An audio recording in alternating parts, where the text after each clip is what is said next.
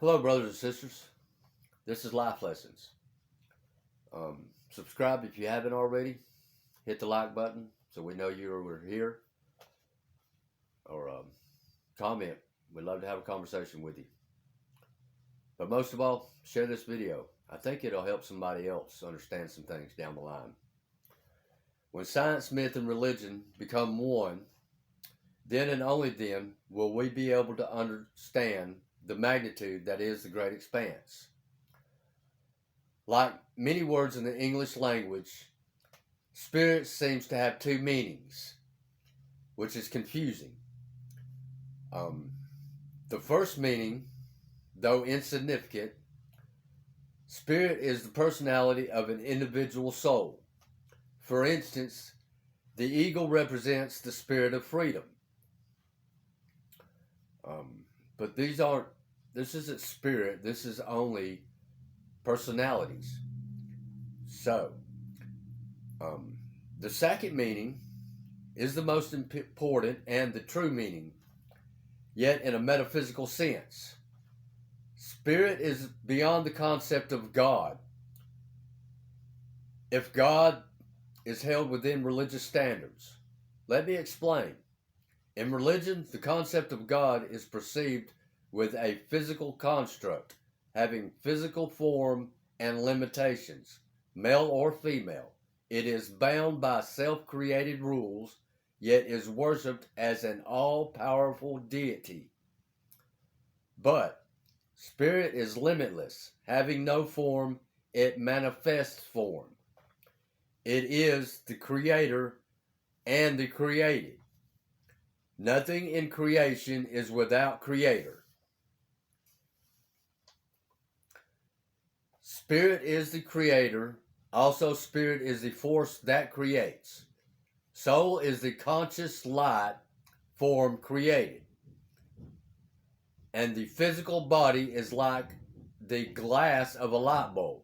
The physical body is a membrane that contains the energy of the light form.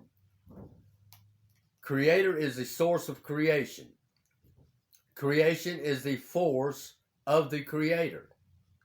The force is an all-present will of the creator. It is formless, yet forms all created. It is in constant motion, forming individually of itself, yet it binds all together. At the birth of creation, it is boundless. Yet at the presence of creation, it is a sudden thought or idea, like a spark of inspiration. So it is bound by natural law. A spark creates light. Light forms imagery. Imagery manifests through the force or will of the creator. The force creates motion. Motion creates magnetism.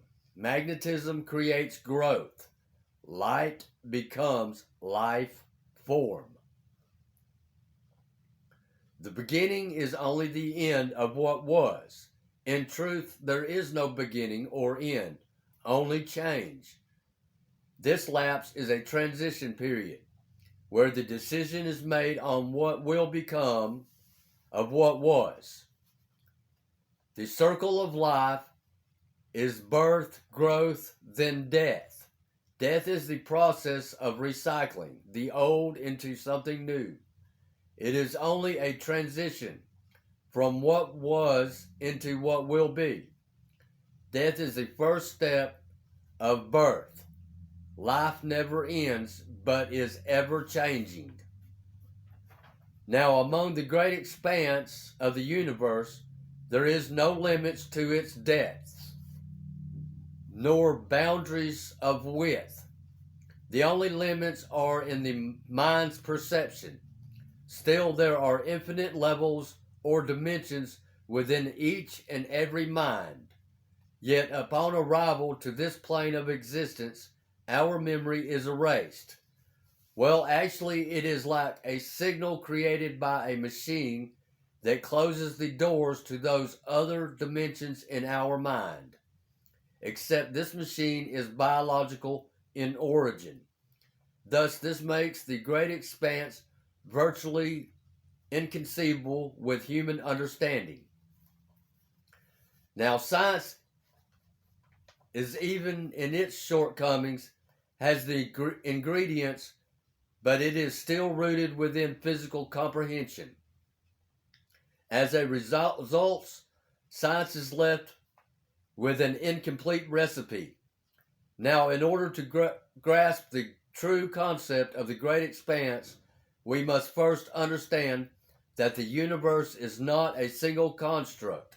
It is a multi-dimensional, never-ending expanse.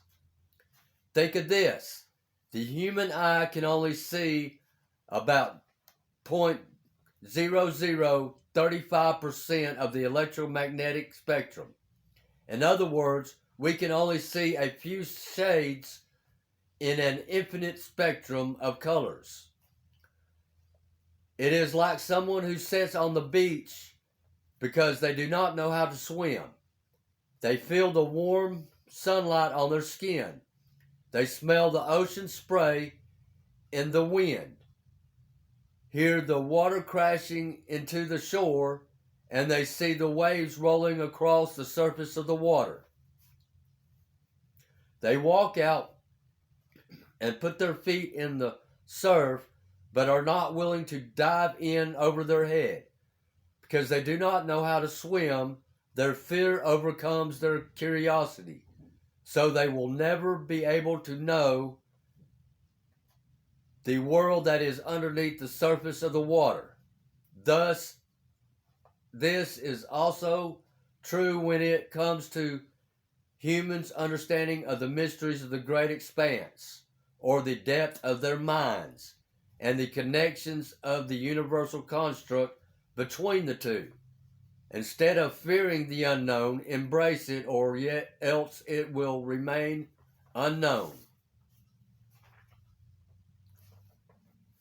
That is about all I have to say about that, but we have a lot more to talk about. Anyway, stay tuned. Have a good day.